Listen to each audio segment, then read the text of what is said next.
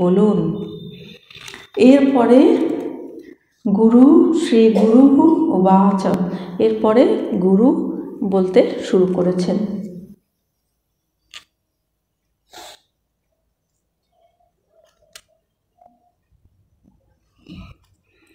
শ্রী গুরু উবাচ ধন্যোऽসি কৃতকৃত্যোऽসি পাবিतं তে কুलं ত্বয়া যদ্বিদ্যা বন্ধমুক্ত্যা ব্রহ্মী ভবিতুমিচ্ছসি। ধন্যোऽসি কৃতকৃত্যোऽসি পাবিतं তে কুलं ত্বয়া যদ্বিদ্যা বন্ধমুক্ত্যা ব্রহ্মী ভবিতুমিচ্ছসি। শ্রী গুরু অর্থাৎ শ্রী গুরু উবাচ, শ্রী গুরু উবাচ, শ্রী গুরু বলছেন বা বললেন, ধন্যোऽসি, অসি, অসি মানে ধন্য হয়েছ, ধন্য, ধন্যোऽসি মানে তুমি ধন্য হয়েছ। কৃতকৃত্যসি তুমি কৃতার্থ হয়েছ। তয়া তুমি, তে তোমার, কুলং বংশকে, পাবিতং পবিত্র করেছ। তুমি শুধু নিজেই যে ধন্য হয়েছ, তুমি নিজেই কৃতকৃত্য হয়েছ তাই নয়, তুমি তোমার কুলকে পর্যন্ত পবিত্র করেছ। ইয়াত কেন, কেন তুমি কুলকে পবিত্র করেছ এবং তুমি নিজেও ধন্য কৃতকৃত্য হয়েছ? ইয়াত যেহেতু অবিদ্যা বন্ধমুক্ত্যা অর্থাৎ অবিদ্যাজনিত বন্ধন থেকে মুক্তির দ্বারা ব্রহ্মী ভবিতম ব্রহ্ম হতে ইচ্ছাসি, তুমি ব্রহ্ম হতে ইচ্ছা করেছ। শ্রী গুরু এবারে বলতে শুরু করেছেন যে তুমি ধন্য, তুমি কৃতার্থ, কারণ তুমি তোমার বংশকে পবিত্র করেছ। কেন পবিত্র করেছ? যেহেতু অবিদ্যাজনিত যে বন্ধন, অবিদ্যাজনিত যে আমাদের বদ্ধ অবস্থা, তার থেকে মুক্ত হয়ে ব্রহ্ম হতে ইচ্ছা করেছ। অবিদ্যার জন্য আমাদের কি হয়েছে? বন্ধন দশা। সেই বন্ধন দশা থেকে মুক্ত হয়ে তুমি কি হবে? ব্রহ্ম হতে ইচ্ছা করেছ। তুমি সেই ব্রহ্মকে অনুভব করে ব্রহ্মই হয়ে যেতে চেয়েছ। সেই জন্য তুমি ধন্য, তুমি কৃতকৃত্য।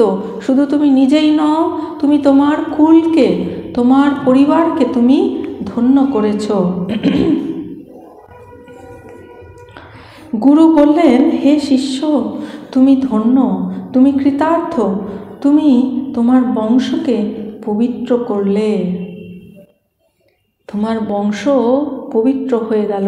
কথায় আছে না যে যেই পরিবার থেকে একজন সাধু হয় তাদের কিন্তু পূর্ববর্তী 7 পুরুষ এবং পরবর্তী 7 পুরুষ তারা সেই পুণ্যের ফল পায়। তারাও কিন্তু মুক্তির পথে এগিয়ে যাবার অনুসন্ধান পায়। তারাও সেই মুক্তি ফল লাভের অনেক উপকার তাদের হয়।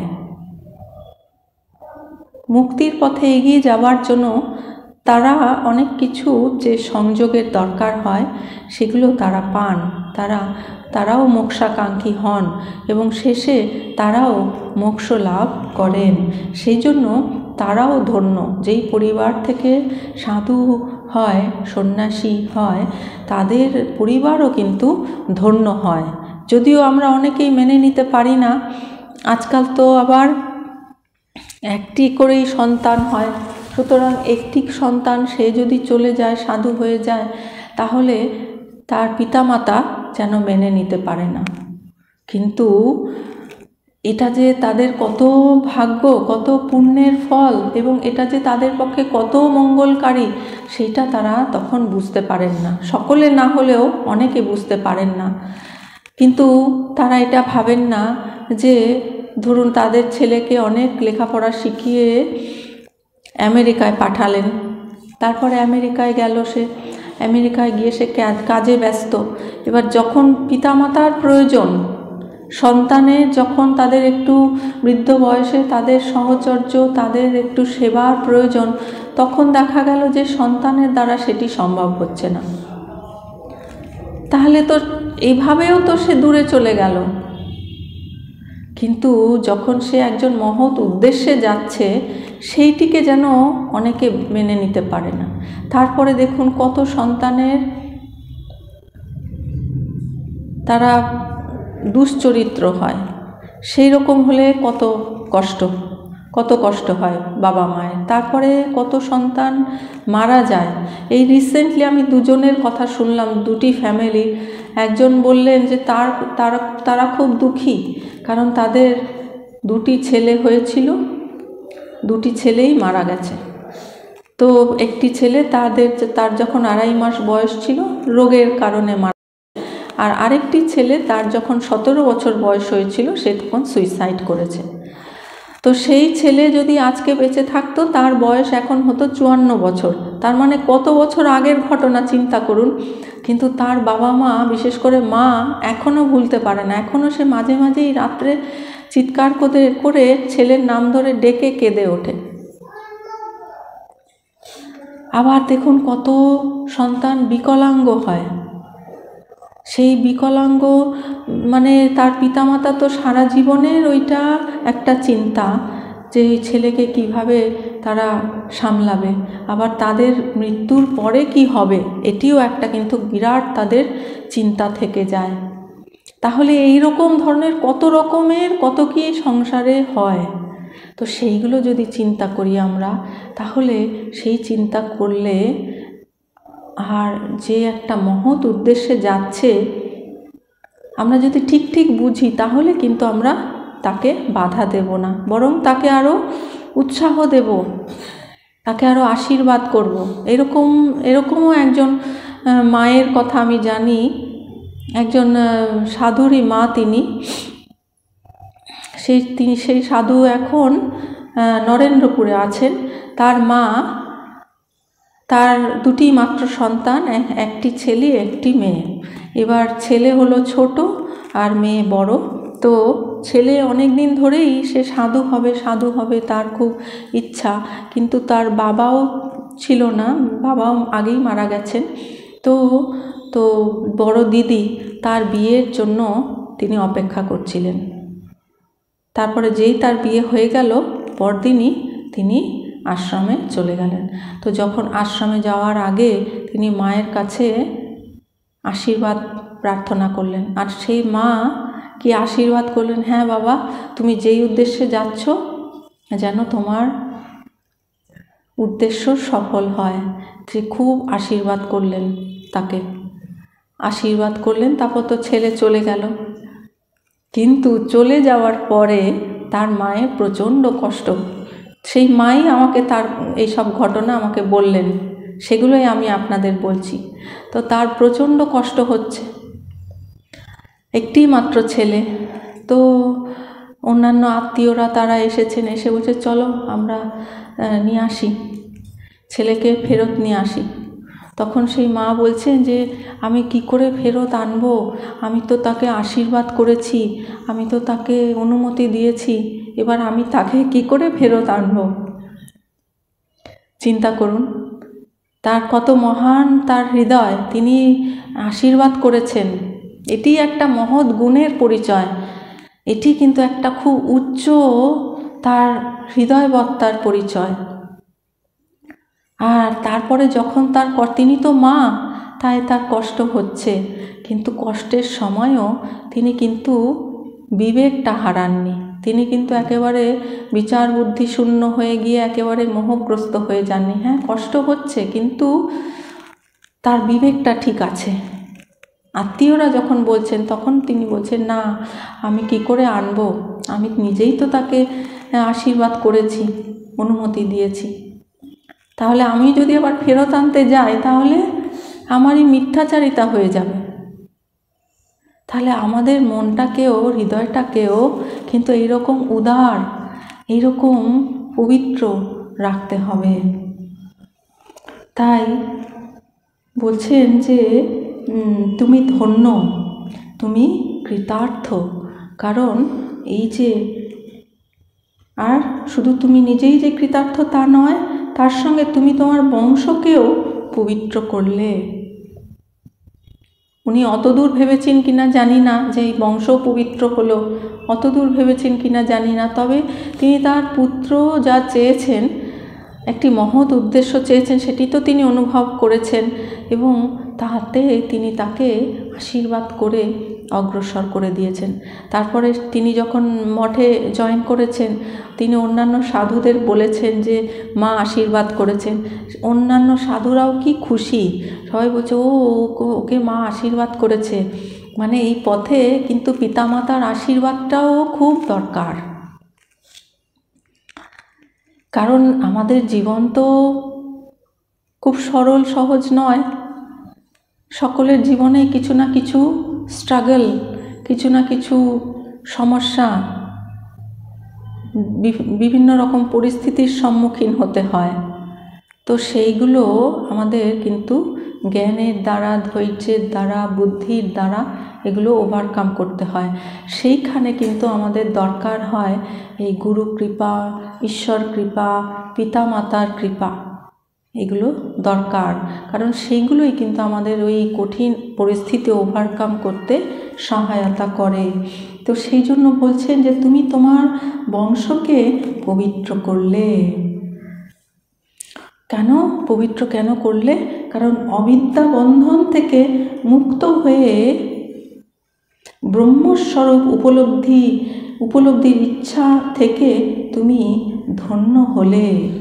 তাহলে এটা হচ্ছে জীবনের হাইয়েস্ট গোল, এটি হচ্ছে জীবনের সবচেয়ে শ্রেষ্ঠ, এর থেকে শ্রেষ্ঠ আর কিছু হতে পারে না। এই বিশ্ব ব্রহ্মাণ্ডে যা কিছু বস্তু আছে, সবচেয়ে শ্রেষ্ঠ হচ্ছে এই অবিদ্যাজনিত যে বন্ধন, তার থেকে মুক্ত হয়ে নিজ যে আত্মস্বরূপ, ব্রহ্মস্বরূপ, তাকে উপলব্ধি করার ইচ্ছা, সেইটি হচ্ছে সবচেয়ে শ্রেষ্ঠ এবং সবচেয়ে উন্নত highest goal in our life. সেই জন্য এটি যার হয়েছে, এটি কিন্তু সকলের হয় না। কোটি কোটি কোটি কোটি মানুষ আছেন, কিন্তু কজনের এই বন্ধন অনুভব হচ্ছে, আর কজনই বা সঠিক পথ অনুসন্ধান করছেন যে এই বন্ধন কিভাবে হয়েছে, এই বন্ধন থেকে মুক্তির উপায়টা কি, সঠিক পথ কজনই বা খোঁজ করছেন, আর সেই পথে চলতে কজনই বা প্রস্তুত হচ্ছেন। তাই এটি কিন্তু খুবই দুর্লভ। আর কারণ অন্যান্য সকলে কিন্তু সবাই ডেভেলপিং স্টেজে রয়েছে, সবাই উন্নত হচ্ছে, উন্নত হতে হতে একটা বিশেষ একটা পর্যায়ে এসে পৌঁছলে তখনই কিন্তু এই মুক্তির ইচ্ছা, এই ভববন্ধন থেকে মুক্তির ইচ্ছা, নিজের স্বরূপ উপলব্ধির ইচ্ছা হয়। তার আগে পর্যন্ত হয় না, বা তারা বুঝতেই পারে না, অনেকে বুঝতেই পারে না এই জিনিসগুলো কি, আবার অনেকে বিশ্বাসও করে না, বিশ্বাসই নেই। নানান রকমের মানুষ এই জগতে রয়েছে। তাই গুরু বলছেন যে তুমি ধন্য, তুমি কৃতার্থ, কারণ তুমি তোমার বংশকে এবং শুধু তুমি ধন্য কৃতার্থ নও, তোমার বংশকেও তুমি ধন্য করেছো, পবিত্র করেছো। কারণ যেহেতু অবিদ্যাজনিত যে বন্ধন, তার থেকে তুমি মুক্তি লাভ করতে চেয়েছো এবং ব্রহ্ম হতে ইচ্ছা করেছো। আমরা অবিদ্যার জন্য কি হয়ে আছি? আমরা জীব হয়ে আছি, তাই না? আমি এই শরীর, মন, বুদ্ধি, চিত্ত, অহংকার, এইগুলো সব জীব, এইগুলো জীবের পর্যায়ে পড়ে যাচ্ছে। আর জীব থেকে আমি কি হতে চাই? যখন আমি নিজের স্বরূপ জেনে যাই, তখনই কিন্তু আমি শিব হয়ে যাই। জীব থেকে শিবে উত্তরণ। তাই এইটি কিন্তু আমাদের জীবনের সর্বশ্রেষ্ঠ প্রাপ্তি, সর্বশ্রেষ্ঠ জীবনের উদ্দেশ্য। বার্তিককার সুরেশ্বরাচার্য অবিদ্যাকে বন্ধন বলেছেন। সুরেশ্বরাচার্য হলেন শঙ্করাচার্যের শিষ্য। শঙ্করাচার্য তার 4 জন শিষ্যকে 4টি মঠের দায়িত্ব দিয়ে গিয়েছিলেন। সারা ভারতবর্ষের 4 কোণে তিনি 4টি মঠ স্থাপন করেছিলেন। তো তার মধ্যে যিনি সুরেশ্বরাচার্য, তিনিও বিরাট পণ্ডিত এবং জ্ঞানী ছিলেন। ভগবান শঙ্করাচার্য যে ভাষ্য রচনা করেছেন ব্রহ্মসূত্র, গীতা, উপনিষদ, সেইগুলো কিন্তু অনেক উচ্চ আধ্যাত্মিক গুণসম্পন্ন ব্যক্তিরাই ওগুলোর অর্থ উপলব্ধি করতে পারেন। সেইগুলো যারা অতটা উঁচু স্তরের নন, তারাও যেন ওগুলো পড়তে পারেন এবং পড়ে তার মর্ম উপলব্ধি করতে পারেন, তার উপরে আবার তারা ব্যাখ্যা লিখেছেন। অর্থাৎ ভগবান শঙ্করাচার্য যেই ভাষ্য রচনা করেছেন তার যে ব্যাখ্যা, তিনি হচ্ছেন, সেগুলোকে বলা হয় বার্তিক। তো সুরেশ্বরাচার্য তিনি ওইগুলোর ব্যাখ্যা রচনা করেছেন, তাই তাকে বলা হয় বার্তিককার। তো বার্তিককার সুরেশ্বরাচার্য অবিদ্যাকে বন্ধন বলেছেন। আমরা এই যে শিষ্য বলছেন, জানতে চেয়েছেন যে বন্ধনটা কি, বন্ধনটা এলো কোথার থেকে, বন্ধন মুক্তি কিভাবে হবে, এখানে সেই অবিদ্যার বন্ধন কি সেই বিষয়ে একটু বলা হচ্ছে। যে সুরেশ্বরাচার্য তিনি বলেছেন যে অবিদ্যা হচ্ছে বন্ধন। অবিদ্যা স্তময় মোক্ষঃ সা চ বন্ধ উদাহৃতঃ, অর্থাৎ অবিদ্যার নিবৃত্তি মুক্তি, আর অবিদ্যাই বন্ধন। তাহলে মুক্তিটা কি? অবিদ্যার নিবৃত্তি।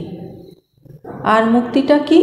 মুক্তিটা হচ্ছে অবিদ্যার নিবৃত্তি হচ্ছে মুক্তি, আর বন্ধনটা কি? বন্ধনটা হলো অবিদ্যা। অবিদ্যাই বন্ধন আর অবিদ্যার নিবৃত্তিটাই হলো মুক্তি। কিন্তু এই বিবেক চূড়ামণি গ্রন্থে পূর্বে বলা হয়েছে অবিদ্যা সম্বন্ধবশত অহংকারাদি দেহ পর্যন্ত বন্ধন। তাহলে সুরেশ্বরাচার্য বলেছেন যে অবিদ্যাই হচ্ছে বন্ধন, অবিদ্যার নিবৃত্তি মুক্তি। কিন্তু বিবেক চূড়ামণিতে ভগবান শঙ্করাচার্য বলেছেন যে অবিদ্যা থেকে আরম্ভ করে অবিদ্যার সঙ্গে যে সমস্ত কিছু সম্বন্ধযুক্ত, অবিদ্যার থেকেই অহংকার, দেহ, মন, বুদ্ধি, চিত্ত, এই সমস্ত কিছুর যে সম্বন্ধবশত যে বন্ধন, এই সমস্তগুলোকেই বন্ধন বলেছেন। অতএব অবিদ্যারূপ বন্ধন বার্তিককারের মতে ও বলা যায়, আবার অবিদ্যাজনিত বন্ধন বিবেক চূড়ামণিকারের মতেও বলা যায়। তাহলে অবিদ্যাটাকে বার্তিককারের মতে অবিদ্যাই হলো বন্ধন, আর ভগবান শঙ্করাচার্যের মতে, বিবেক চূড়ামণিকারের মতে এই অবিদ্যাজনিত যে বন্ধন, অবিদ্যা এবং তার কারণে যে সমস্ত বন্ধন, এই সমস্তগুলোকেই বন্ধন বলা হয়েছে। ব্রহ্মী ভবিতুম, অর্থাৎ অব্রহ্ম ব্রহ্ম ভবিতুম, যে অব্রহ্ম ছিল সে ব্রহ্ম হতে ইচ্ছা করছে, এই অর্থে ত্রি প্রত্যয় হয়েছে। অর্থাৎ অব্রহ্ম ব্রহ্ম ভবিতুম, যে অব্রহ্ম ছিল, জ্ঞানের পূর্বে আমরা সবাই অব্রহ্ম। আমরা সবাই কি ভাবছি? আমি শরীর, মন, বুদ্ধি, চিত্ত, অহংকার, এগুলোই হচ্ছে অবিদ্যা, আর এইগুলোই হচ্ছে অব্রহ্ম। যেটা ব্রহ্ম নয় সেটাই অব্রহ্ম। তাহলে এইগুলোই সব হচ্ছে অব্রহ্ম। সেই অব্রহ্ম, যে অব্রহ্ম ছিল, অর্থাৎ যে নিজেকে আমি, মন, বুদ্ধি, চিত্ত, শরীর এইগুলো ভেবেছিল, সে যখন ইচ্ছা করছে যে আমি ব্রহ্ম হব, আমি অব্রহ্ম থাকতে চাই না, আমার এই অব্রহ্ম অবস্থা ভালো লাগে না, এটি বন্ধনকারক, এটি কষ্টদায়ক, এর থেকে আমি মুক্তি চাই, আমি ব্রহ্ম হতে চাই, এই রকম যে ব্রহ্ম হতে ইচ্ছা করছে, এই অর্থে এই প্রত্যয়টি যে ব্যবহার হয়েছে তার ব্যাখ্যা করা হলো। যদিও জীব ব্রহ্মস্বরূপ বলে সর্বদা ব্রহ্মই আছে, তথাপি অজ্ঞানবশত যেন অব্রহ্ম ছিল। প্রকৃতপক্ষে আসলে ইন রিয়ালিটি কিন্তু জীব ব্রহ্মস্বরূপই ছিল, নিজের স্বরূপ যেটা, সেটা তো অপরিবর্তনশীল, যে সেটা তো তার কোনো পরিবর্তন হয় না, সেটি তো চিরন্তন, শাশ্বত, ধ্রুব, তাই তার কখনো পরিবর্তন হয় না স্বরূপত। কিন্তু অজ্ঞানবশত, অজ্ঞানের সম্বন্ধবশত সে অব্রহ্ম হয়ে গিয়েছিল, অর্থাৎ নিজের যে ব্রহ্মস্বরূপ সেই বিষয়ে সে ওয়াকিবহাল ছিল না, সেই বিষয়ে সে জানতো না, তার সেই বিষয়ে জ্ঞান ছিল না, সেই বিষয়ে অজ্ঞান থাকার ফলেই সে অব্রহ্ম হয়ে গেছে। এটা মানে কিন্তু সত্যি সত্যি না, এটা কিন্তু জাস্ট একটা বিলিফ সে নিজেকে ভেবেছে, মান্যতা, আমরা নিজেকে মানছি আমি এই শরীর, কিন্তু সত্যি সত্যি কিন্তু শরীর নয়, কিন্তু আমরা মেনে বসে আছি। আর সেই মানাটা এত দৃঢ় যেন মনে হচ্ছে এটাই সত্যি, মানে সত্যির থেকেও যেন এটা বেশি শক্তিশালী সত্যি, এই বন্ধ অবিদ্যার কারণে। তো অজ্ঞানবশত যে অব্রহ্ম ছিল, অব্রহ্মকে অজ্ঞানতার বশত যে নিজেকে এই শরীর মন বুদ্ধি মনে করেছে, সেই হচ্ছে অব্রহ্ম। জ্ঞান লাভ করতে ইচ্ছা করছে বলে ব্রহ্ম হতে চাইছে, অর্থাৎ অজ্ঞানবশত সে অব্রহ্ম ছিল, এখন জ্ঞান লাভ করতে ইচ্ছা করছে, সেই জন্য সে ব্রহ্ম হতে চাইছে। অর্থাৎ যে অজ্ঞান সে প্রাপ্ত হয়েছিল, অজ্ঞানের ফলে সে বন্ধন দশা অনুভব করে সে অব্রহ্ম হয়েছিল, এইবারে সে জ্ঞান লাভ করতে ইচ্ছা করছে, তাই বলা হচ্ছে যে সে ব্রহ্ম হতে চাইছে, যেন অব্রহ্ম ছিল ব্রহ্ম হতে চাইছে, এইরূপ অর্থ বুঝতে হবে। জ্ঞান লাভ হলে ব্রহ্ম হয়। যখন জ্ঞান লাভ হয়ে যায়, জ্ঞান লাভ মানে শুধু শ্রবণজনিত জ্ঞান নয়, সেই জ্ঞানটি হবে অনুভবাত্মক জ্ঞান। এই যে আমরা এখন শুনছি, এটাও একটা জ্ঞান, এটা হচ্ছে শ্রবণজনিত জ্ঞান। এই জ্ঞানটি আমরা কোথা থেকে শুনেছি? এটি যারা জ্ঞানী তারা বলেছেন, তাদের অনুভবের কথা। যেমন ভগবান শঙ্করাচার্য, তিনি জ্ঞানী, তিনি এই যে প্রকরণ গ্রন্থ রচনা করেছেন, তারই এই সমস্ত যে শ্লোক তারই তৈরি। সুতরাং জ্ঞানী আমাদের বলছেন, জ্ঞানীর কথা থেকে আমরা জানছি। তাহলে এটাও একটা জ্ঞান, এটা হচ্ছে শ্রবণজনিত জ্ঞান। এবারে কি করতে হবে? এই শ্রবণজনিত জ্ঞানটাকে আমাদের চিন্তন করতে হবে, মনন করতে হবে। মনন করে তখন আমরা ঠিকভাবে বুঝতে পারবো যে হ্যাঁ ঠিক বলেছেন, যেটি গুরু বলেছেন, আচার্য যেটি বলেছেন, শাস্ত্রমুখে আমরা জেনেছি সেটি ঠিক, সেটি সত্য। এটি আমাদের মনে যে সংশয় বিপর্যয়, যে দোষ, সেই সমস্ত দোষ যখন চলে যায় মননজনিত কারণে, তখনই আমাদের সেই বিষয়ে একটা ফার্ম কনভিকশন হয়, আমরা সেই বিষয়ে একদম নিশ্চিত হই যে হ্যাঁ ঠিক বলেছে, যে সমস্ত সংশয় এবার চলে গেছে। তাহলে এটি হচ্ছে মননজনিত জ্ঞান।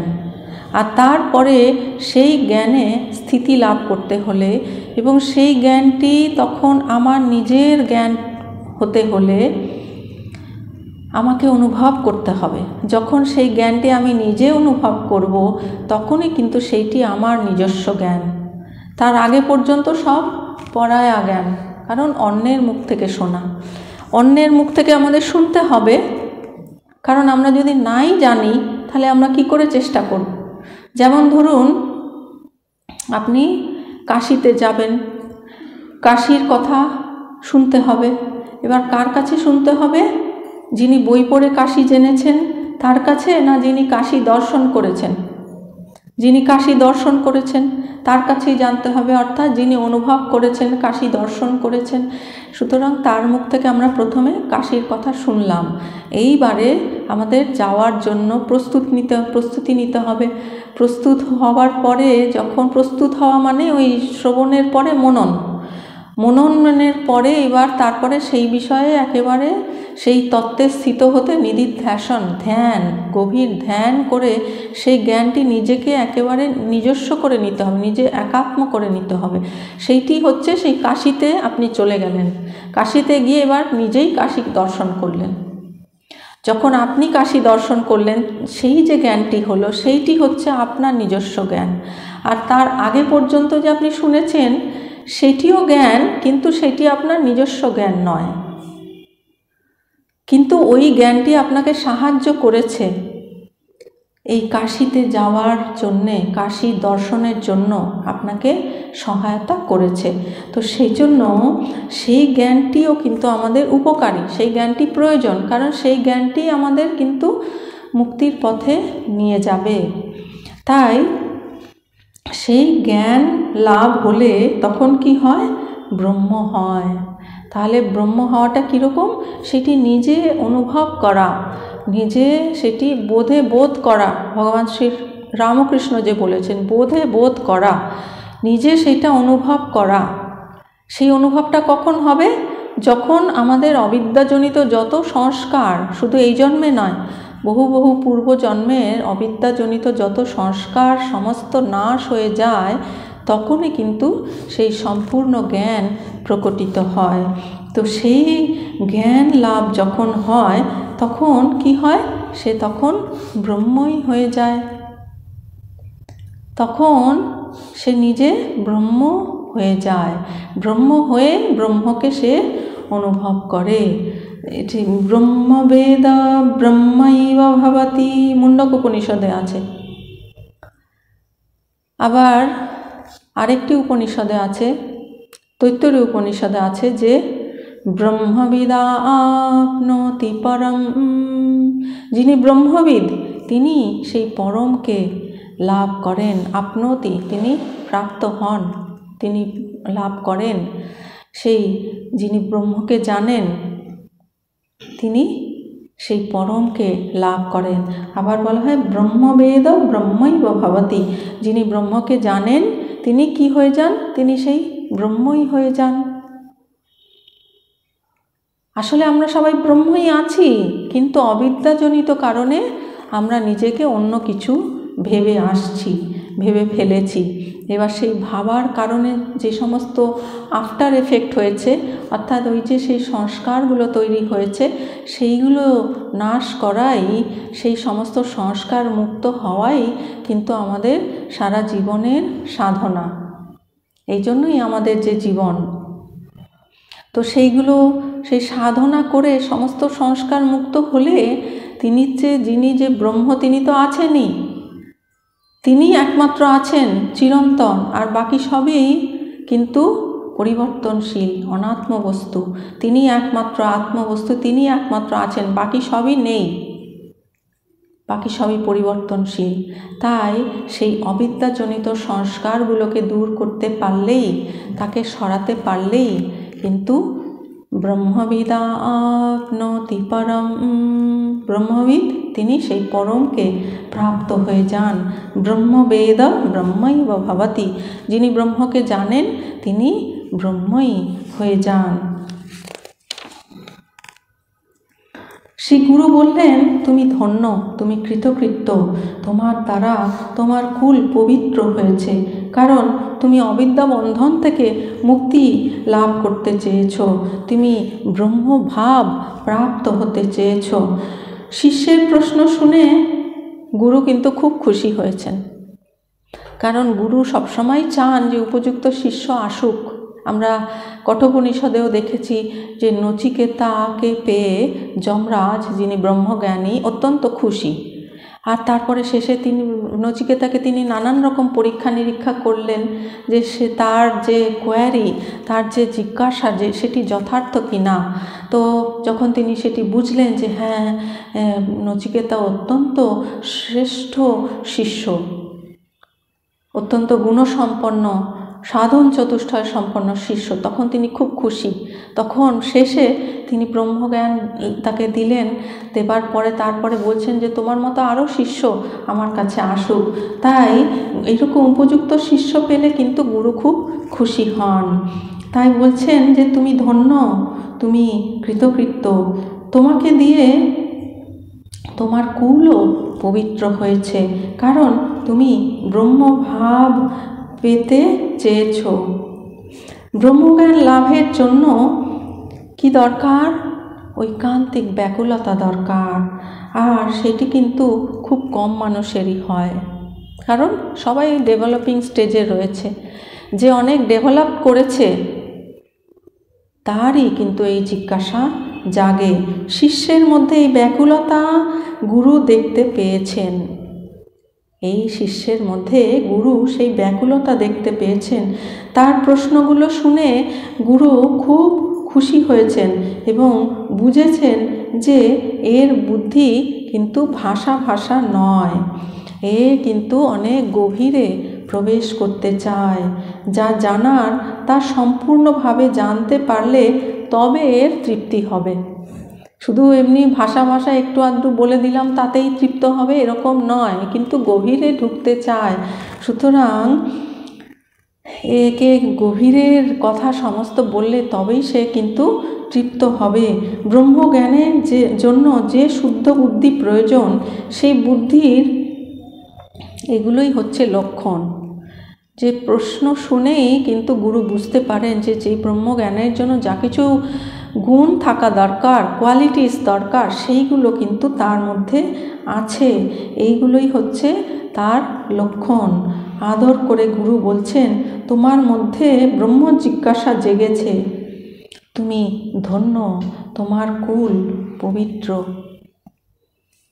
ওম পূর্ণমদঃ পূর্ণমিদং পূর্ণাৎ পূর্ণমুদচ্যতে পূর্ণস্য পূর্ণমাদায় পূর্ণমেবাবশিষ্যতে। ওম শান্তি শান্তি শান্তি। হরিঃ ওম তৎসৎ। শ্রীরামকৃষ্ণার্পণমস্তু।